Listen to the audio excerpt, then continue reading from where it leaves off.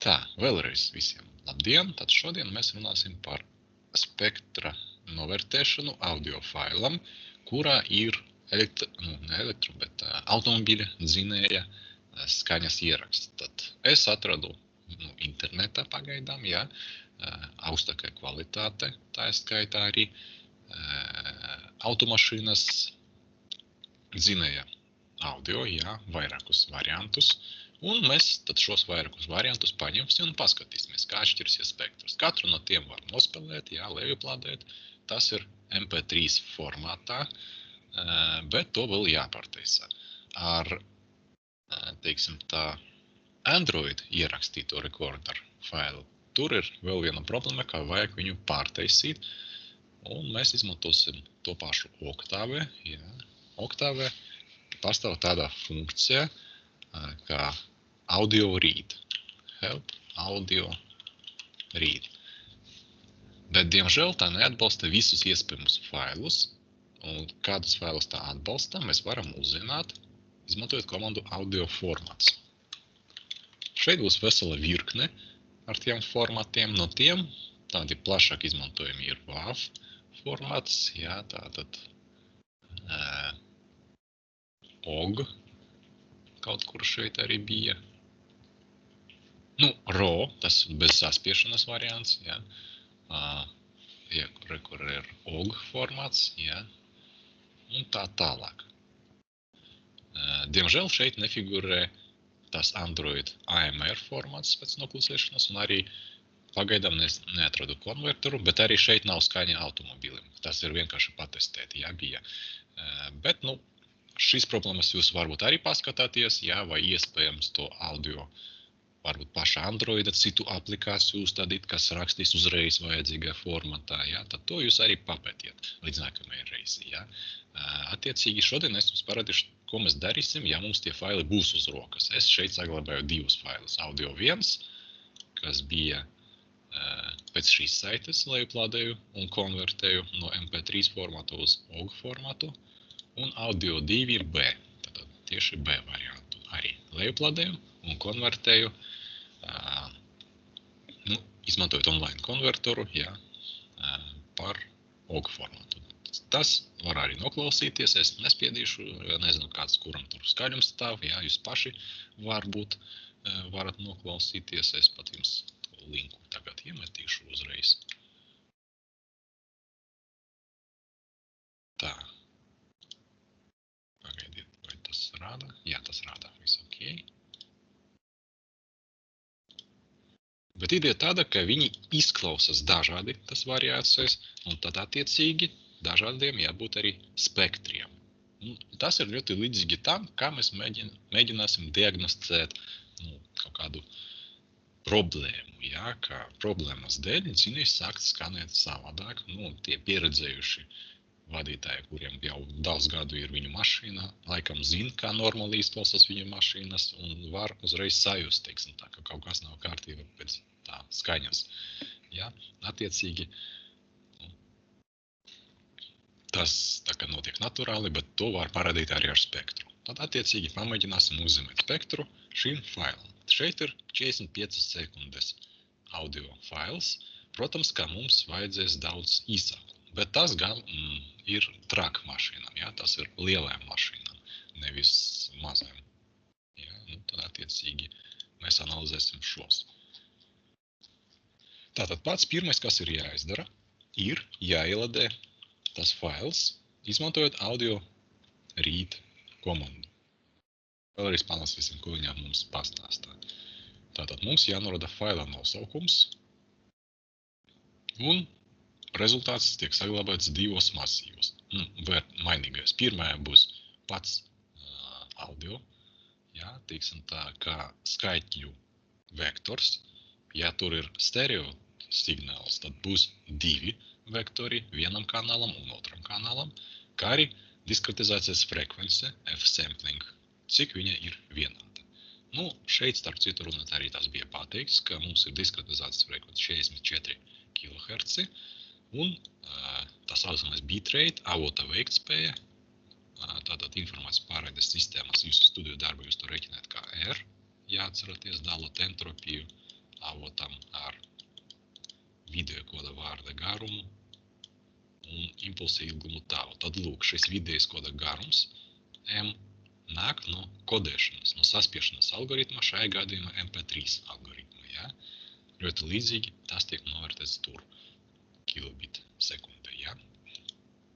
Tad lūk, attiecīgi, tad tas otrais mainīgais mums būs 44,000 visticamāk. Pamēģināsim ielādēt šo audio 1 failu. Tātad nosauksim signālu S, diskretētās frekvenci FS. Tad attiecīgi audio read. Es pagaidām šeit komandu rindā to visu jums rādu pēc soļiem, ja, lai jūs varētu to arī atveidot. Jūs varat mierīgi lejuplādēt to failu. Gan jāatrod ar ko konvertēt, bet es domāju, ka jums tas nesastādīs problēmu. Un attiecīgi šeit jūs varat redzēt, ka viņš nolasa katru kanālu savā vektorā. Tur ir skaitliskas vērtības vienkārši. Ja? Vienīgais, ka es pārtraukšu to procesu, jo tas ir liels tomēr fails, un likšu semikolu, lai tas notiek daudz ātrāk. Tur ir, kā jūs varat redzēt, 2 miljoni pāri vērtības. Ja? Kā mums tagad labāk to spektru uzzīmēt? Protams, mēs varam šeit iet dažādus ceļus. Mēs varam paņemt visu signālu, cik viņš mums ir, un pamēģināt no viņa aprēķināt spektru. Šeit nav divnieka pakāpe, ja?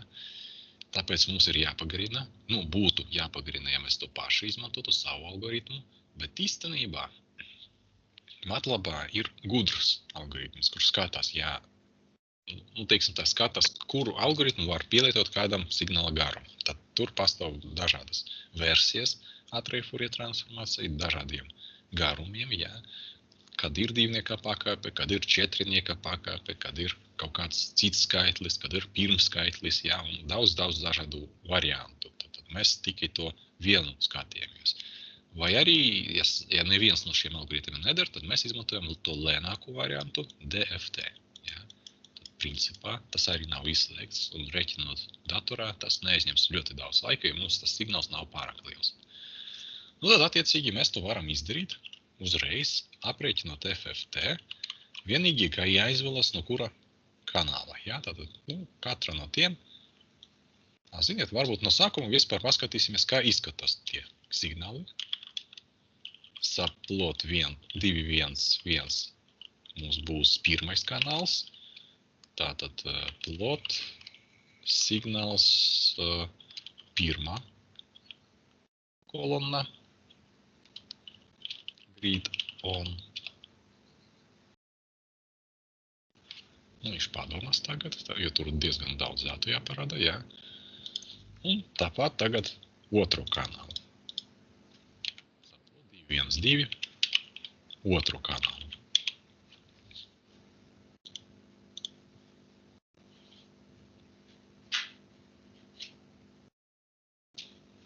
Tā. Viņš vēl domā. Ok.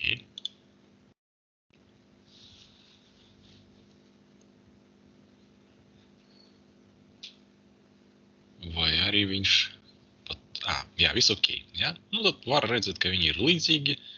Mēs principā varam arī palielināt kādu fragmentu, bet arī jūs varat redzēt, ka datoram ir grūtības ar tādu failu strādāt viena reize un attēlot viņu grafika turklāt 2 eksemplārus. Ja?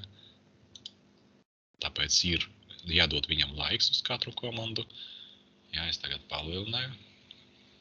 Tagad viņš padomās. Ar varu sakot, arī ar spektru būs tas pats, ja? Kad mēs uzzīmēsim spektru no visa šī signāla, mums sanāks tikpat daudz, 2 miljoni punkti spektram. Ja? Viņš palielināja šito gabalu, mēs vēl varam tā palielināt vēl. Ideja saprotama. Lai to procesu, teiksim tā, pātrināt vizualizāciju un tā līdzīgi, mēs varam ņemt gabaliņu no signāla. Tad es tagad parādīšu pirmas 2000 vērtības signālam. Ja? Tad var redzēt, ka šeit skaņa sākas. Īstenībā tas pirmas 2000 nemaz nav tas labākais variants. Ja? Paņemsim kaut kur no 10 000. līdz 12,000. Arī tā izskatās, ka sevišķi labi, 100,000 labi. Nu jā, tur tā signāls tā arī notiek. Varat redzēt, ka principā forma viņam ir kaut kur zināmā mērā harmoniska, bet kopā ar trokšņiem, jā, ka viņam virsū sinusoidai ar kaut kādu frekvenci uzskaitās trokšņi, vēl kaut kas un vēl kaut kas. Un to visu mēs spektrā tā kā redzēsim. Jautājums ir, kādas tur galvenas frekvences ir. Tā kā mēs tagad aprēķināsim, pamēģināsim spektru no visa signāla, teiksim, pirmā kanāla. Ja? Tātad S plus FFT, S mazais, pirmais kanāls, dalīts ar garumu no S. Viņš izmantos visticamāk parasto, diskrēto, lēno Fourier transformāciju, bet, kā jūs varat redzēt, tas lēni ir visai subjektīvs iedziens, un tas notika diezgan ātri. Tagad mēs varam uzzīmēt spektru. Es pagaidām frekvences nedefinēšu šeit, jo tas prasa pārreikināt un ņemt vērā visu, ko tur. Jā, pagaidām vienkārši bez frekvencēm, lai tikai parādītu, ka tas būs arī sarežģīti tādu attēlu palielināt un apstrādāt. Jā. Šeit jūs varat redzēt, varbūt arī būs, jā. Tas pats sāksies bremzēšana, gaidīšana. Jā. Šeit jūs varat redzēt stingri izteiktos maksimumus spektrā, dažas vietas. Jā. Pārējais ir tā kā trokšņi. Jautājums ir, cik lielam jābūt N šajā situācijā, lai mēs varētu veiksmīgi to spektru saskatīt. Tad, protams, tas ir saistīts arī ar frekvenci, ko mēs gribam šajā spektrā redzēt. Un par to, vai uz šo diskretizācijas frekvenci, jā, tātad, kas ir attiecīgi novērojama šeit mums būs 44,1 kHz diskretizācijas frekvenci, jā. Šeit mums attiecīgi būs puse no tās, un attiecīgi var izreikināt, kādas frekvences mums būtu šeit. Un griežot signālu gabaliņos, jābūt, protams, pārliecinātam par to, ka šeit paspēs būt kaut viens mūsu analizējumās frekvences periods šajā te laika posmā. Jā. Cīkākus aprēķinus mēs veiksim nākamreiz. Šodien mēs pamēģināsim vienkārši dažādus N vērtības punktus. Jā. Tātad, izveidosim kaut kādu sīku failiņu. Jā. Tātad pagaidām šis nav vajadzīgs. Clear variables, ielādēsim audio failu, tātad audio read, tātad audio 1,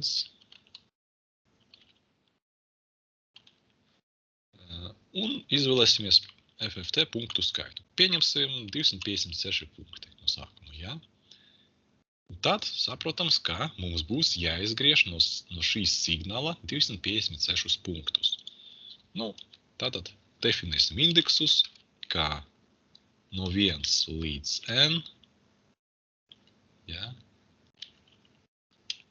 plus kaut kāds K reiz N, jā, kur K būs segmenta numurs.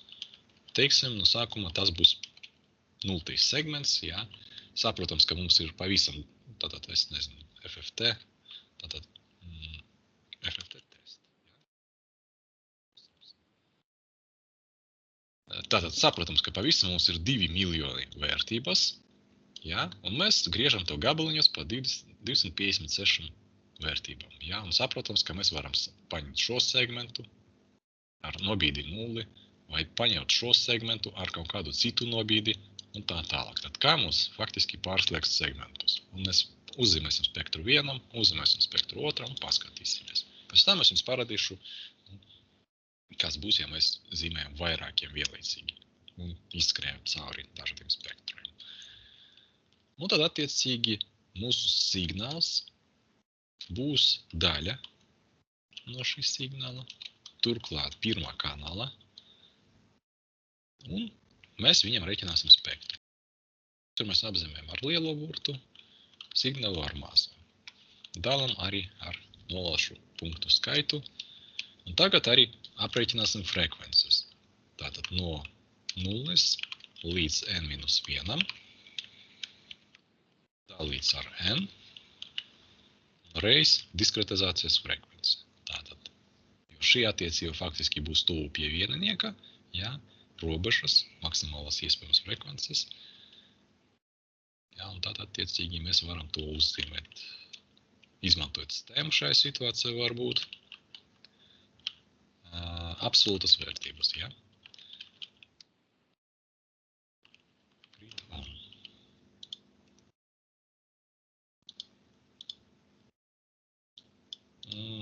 Un x līmu uzliksim no 0 līdz fs.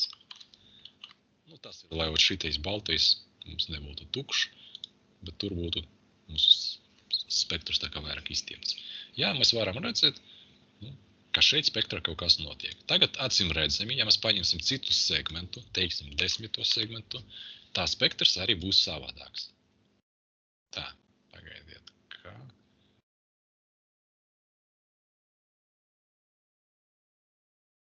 No 1. Tā, izskatās, ka šeit trūkst iekavas. Ja, mēs gribam palielināt visas vērtības, visus indeksus par šo lielumu. Ja, tagad jūs varat redzēt spektrs savādāks, bet tomēr, piemēram, atzīmēšu šeit kaut kādas daļas, ja, viņš varbūt arī ir līdzīgs. Pamēģināsim vēl, teiksim, 15. Mēs varam redzēt, ka joprojām šajās vietas ir pietiekami augstas vērtības. Tā kā izskatās, ka tas ir kaut kādas regulāras sastāvdaļas. Palielināsim n līdz 1024.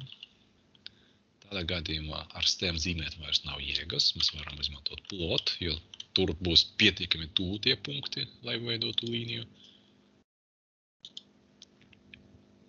Un varam redzēt atkal, ja? Šeit kaut kas ir, un šeit kaut kas ir. Tad es sastādīju nelielu programmiņu, kas faktiski iziet cauri segmentiem un zīmē spektru, tā kā nereāli laika, bet dinamiski, ja? Faktiski izdarot to pašu, ko mēs izdarījām šeit, tikai aprobežojoties ar pirmām 100 segmentiem, ja? Nolašu punktu skaitam 1024. Un, jā, šeit ir frekvences tas pašas. Un ieciklēju to ciklu, ja? Tad faktiski visus 100 segmentus ieciklēju ciklā, šeit aprēķināju attiecīgos indeksus, sākuma un beigu punktu, aprēķināju FFT no šī signāla. Tātad šeit tika rēķināts vidējais, bet pagaidām mums tas nav vajadzīgs. Es varbūt pat viņu vispār tā kā noņemšu, ja. Un lai tie signāli, tā kā nebūtu pārāk ātri mainījuši bildi viens otru, es ieviešu speciāli laika aizturi pauzi 0,1 pirms nākamā spektra zīmēšanas. Attiecīgi, palaižot to kodu, tas izskatīsies, ka spektrs mainās, ja. Varat redzēt, ka, izējot dažādiem segmentiem, mūsu spektrs tā kā mainās. Un kaut kas notika, ja?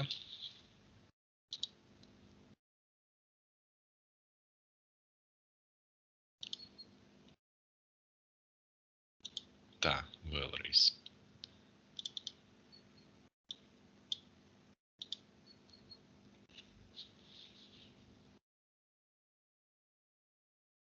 Jā, tā bija kaut kāda, laikam, nejaušība.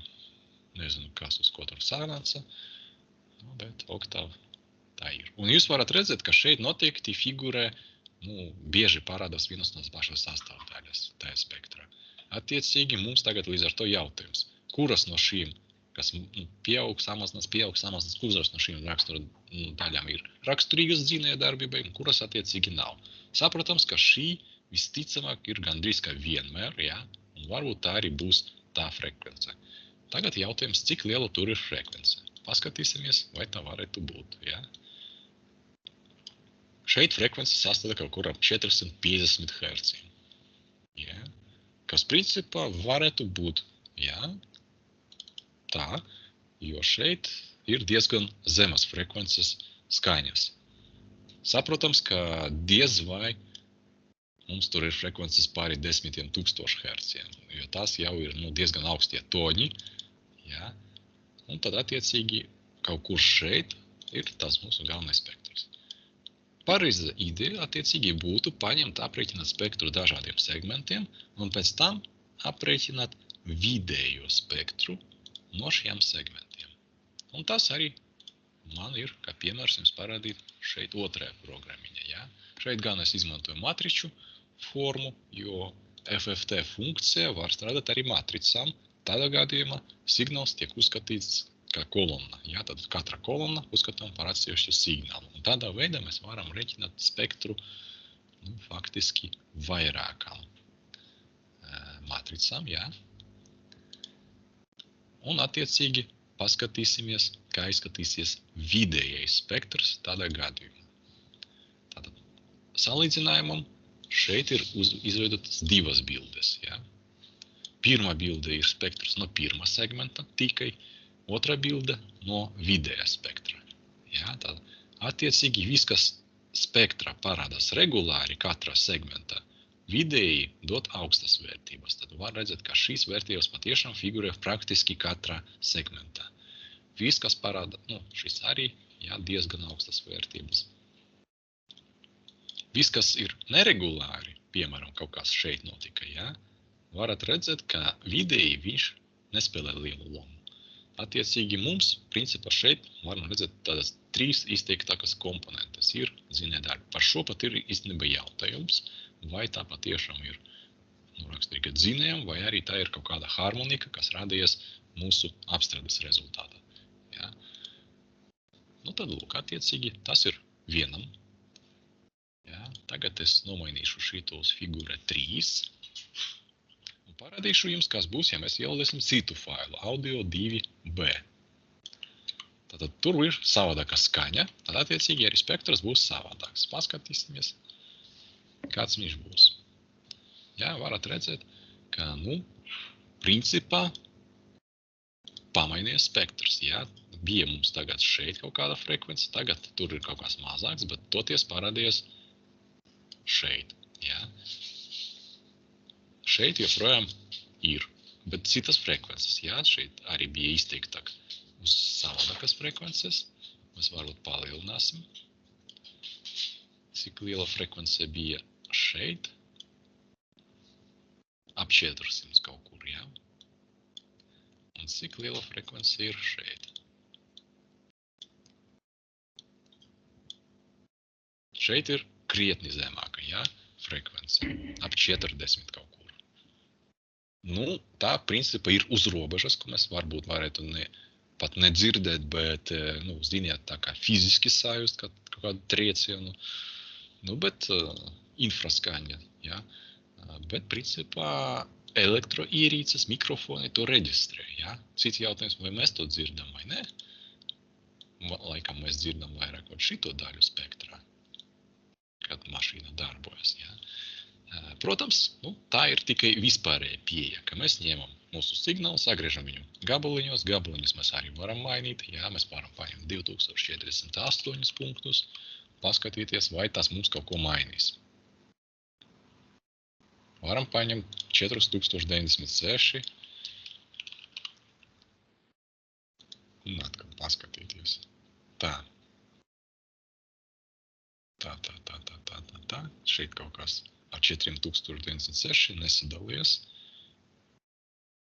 Konkrēti komanda reshape tā izskatās. Jā, line 12. Jā. Tātad. N, K,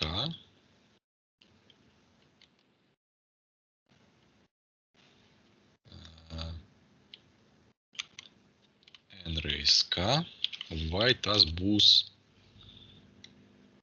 vairāk, ja? Tā izskatās, ka tas ir vairāk nekā mūsu signālā ir. Kāpēc viņš? Tāpēc, ka šeit vajadz nopaļot uz leju. Nevis uz normāli, ja? Bet uz leju. Tad mums sanāks tagad, kā būs 486 pa vienu segmentu mazāk. Kaut kāda signāla daļa mums paliks neizmantota, bet tas nekas. Toties tas nostrādāja, ja? Piešķiet arī uzmanību, ka šeit skaidri var redzēt, ka spektrs nonulēts. Ja? Ka viņš faktiski tā kā aprāvies. Tas notiek tāpēc, ka mēs izmantojam filtrāciju.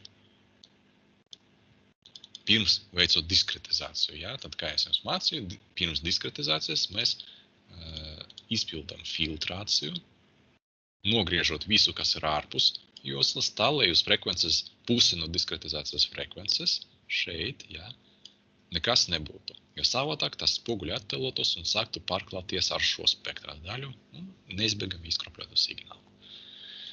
Nu, tad tā ir tikai vispārēja ideja. Tagad paliek specifiski jautājumi par to, cik lielam jābūt N. Tas ir pirmais. Otrais moments ir, kā mums labāk sagriezt segmentos, jo uz doto brīdi es jums parādīju vienu versiju, ka mums ir signāls, ja? Un mēs to griežam segmentos šāda te veidā. Viens segments, otrs segments, trešais segments un tā tālāk. Saprotams, ka rēķinot vidējas vērtības, statistiski mēs esam interesēti dabūt pēc iespējas vairāk tādu segmentu. Protams, it kā varētu likties, ko mēs šeit varam izdarīt. Izdarīt mēs varam vienu sekojušu lietu. Mēs varam paņemt segmentus ar pārklājumu. Teiksim, tas būs mūsu pirmais segments. Un tas būs mūsu otrais segments, kas daļēji atkārtos tos pašus datus. Toties saprotams, ka tādā veidā mēs varēsim formēt vairāk segmentu. Un jautājums, cik tad ir pieļaujama šī pārklājuma daļa? Tas ir otrais jautājums, pārklājums. Ja? Par tiem mēs runāsim nākamreiz. Par sākuma teoriju nedaudz, kā prezentācija lekcijums. Ja? Tātad pārklājums. Pārklājums. Un trešais moments ir tāds, ka katram segmentam mēs vēl varam izmantot tā saucamo loga funkciju. Tad šeit mēs izgriežam signālu tā, ka viņam ir nejauši pēkšņi sākas, ja, un pēkšņi beidzas. Piemēram, mēs varam kādu segmentiņu arī parādīt. Ja, tātad mums ir SMTX, teiksim, parādīsim plot SMTX, teiksim, kādu trešo.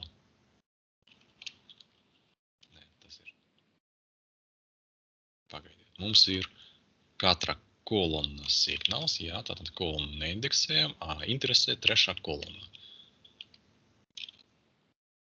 Jā, un mūsu signāls tā kā pēkšņi sākas un pēkšņi beidzas. Mēs varētu pielietot tam tā saucamo loga funkciju, lai viņš pakāpeniski pieaugtu un pakāpeniski pazustu. Jā, tas ir tā saucamās loga funkcijas, kas, būtu efektīvāk, jo šie te momenti uz segmentu robežām, lēcieni, veido spektrā nevēlamas papildus trokšņus, ja? To, ko mēs redzam, kā visus šos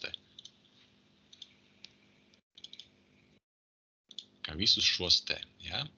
Un varbūt mēs varētu mazināt šos, lai skaidrāk redzētu tās sastāvdaļas, kuras patieši ir regulāras un atkārtojas mūsu spektrā. Attiecīgi, tas ir trešais jautājums – loga izvēle. Par to mēs parunāsim nākamreiz, bet pašu metodi, kā tādu sauc par periodogramu metodi. Periodogrammas, kuras mēs varam izmantot, lai novērtētu tādiem procesiem. Jā, tātad attiecīgi ideja tieši tāda, kā es pateicu. Nevis ņemt visu procesu kā tādu un pataisnu rēķināt tam Fourier transformāciju, bet gan sagriezt viņu segmentos ar pārklāšanos un loga funkcijām un rēķināt vidējo spektru uz katru segmentu. Jā, tādā veidā to izdosies izdarīt precīzāk. Un, attiecīgi, nākamreiz lekcijā mēs par to pārunāsim, kā to izdarīt labāk, kā vispār kādas opcijas mums ir. Ja? Un pēc tam praktiskajā veidā pamēģināsim to panākt šiem pašiem failiem un varbūt arī jau jūsu noņemtiem failiem. Bet šie faili ir labāki tādā ziņā, ka šeit ir augstākas kvalitātes mikrofons izmantots. Ja? Te ir pat 2 kanāli stereo mikrofons. Un, ar tādiem datiem, saprotams, labāk strādāt. Bet, protams, ir interesē arī, cik labi spēja ar to tikt galā. Mūsu telefonu iebūvētie mikrofoni, tas arī ir tā kā pētījums zem jautājuma zīmes. Jūs varat, ja jums, piemēram, nav iespējas un nevarat izmantot automobīli, jums nav tā kā, ja, un noņemt viņam skaņu, jūs varat arī šos failus attiecīgi arī savā atskaitē ņemt un, nu, tad arī parādīt, ar kādu segmenta garumu jūs to darat, jā, kādu pārklājuma procenta daļu un kādu loga funkciju. Un tad attiecīgi tas arī būs pētījums, kas ir jāiekļauj šajā 5. punktā. Atgādināšu, ka viņš tā kā arī, nav tā kā pilnīgi obligāts, bet, ļoti vēlams, jā, jo vairāk jūs izpildiet, saprotiet paši, jo lielākā atzīme jums sanāk. Tas ir šādi. Lūk, cerams, ka nedaudz, neteikšu, ka palika skaidrāk, bet nedaudz parādījās jums kaut kādas domas par to daļu, ja, ko jums šeit reāli grib un kā to mēs varam darīt. Un attiecīgi, ka jūs pamēģināsiet varbūt atveidot šos pašus eksperimentus, paskatīties, kādi tie spektri sanāk. Varbūt jums ir iespēja uzrakstīt savus audio failus un paskatīties viņus. Varbūt jūs paņemsiet citus audio failus no šīs lapas. Šeit ir diezgan daudz, jā, un arī pēc kategorijām varat pastaigāt, pameklēt citus variantus. Jebkura gadījumā, ja jums parādīsies jebkādi jautājumi, jūs varat droši man rakstīt, dot ziņu, un tad mēs jums centīšos atbildēt, jā? Tur tikai konkrēti kā vienu automobīlu savējo jānotestē vai vajag vairākus? Ideja bija tāda, ka jūs varat notestēt saviem automobīlim darba režīmu, kad viņš normāli darbojas, un kad jūs tur atskrojat, kā profesors Petersons stāstīja, vienu sveci, piemēram, ja, un kā mainās skaņa. Un tad noņemt šīs divas skaņas, faktiski reāli tur 30 sekundes un vairāk laikam vajag, lai to izdarītu. Un paskatītos, vai pēc spektriem jūs redzēsiet, ka tur atskrojat sveciņu, vai neredzēsiet. Ja? Laikam jau redzēsiet. Tāda bija ideja. Bet, saprotams, ka varbūt tur nevajag jums ar savām rokām iet zem kapotē, ja, un varbūt jums nemaz arī nav iespējas piekļūt pie tām svecēm, kā jaunais mašīnas parasti varbūt tagad ir. Tad attiecīgi, ko jūs varat, to jūs noņemiet, protams, paskatīties. Varbūt salīdziniet tad ar šīm kravas auto spektriem tādā gadījumā. Lai jums būtu vismaz 2 spektri, saprotiet, vai divam dažādām mašīnām, vai vienai tai pašai mašīnai, bet dažādos, tā sakot, apstākļos, ja. Šāda tā doma. Bet, lai būtu iespēja parādīt, ka iespējams pēc spektra atšķirt kaut ko no kaut kā, ja. Jā, šo saiti es jums jau iedevu, bet arī noteikti pievienošu kursā, ja. Attiecīgi tas arī ir viss, ja, ko es šodien vēl gribu pastāstīt un parādīt. Kuru konvertoru var izmantot uz to OG pārveidošanu? Es izmantoju starp citu. Jā, man palika. Es izmantoju šito, jā, tad viņu šeit.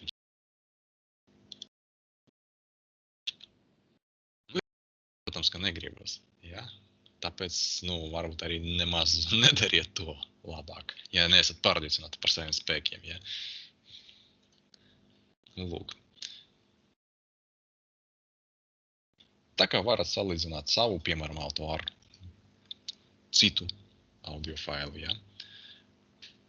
Bet vēlreiz, no sākuma mums nākamreiz jāparunā, kā tad mums optimizēt šos parametrus, lai būtu, tas spektrs pēc iespējas precīzāk uzzīmēs, lai kaut ko no tām varētu spriest. Tā kā labi, ja šodien vairs nav jautājumu, tad paldies par uzmanību un tiksimies tad nākamreiz pēc nedēļas.